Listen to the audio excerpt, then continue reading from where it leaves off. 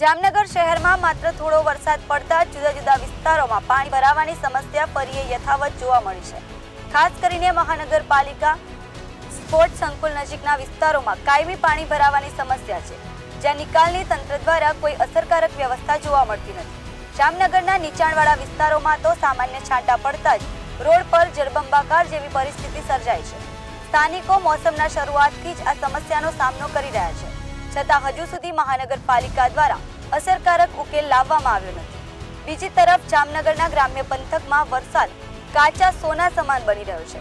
ચંદ્રગઢ, ખોજા બિરાજા, લોઢિયા, ચંગા રામપરા, વેળાવર અને બિરાજા જેવા ગામડાઓમાં આજે સવારે આશરે અડધો ઇંચ જેટલો વરસાદ પડ્યો હતો, જેના કારણે વાવણી માટે સારો માહોલ સર્જાયો છે।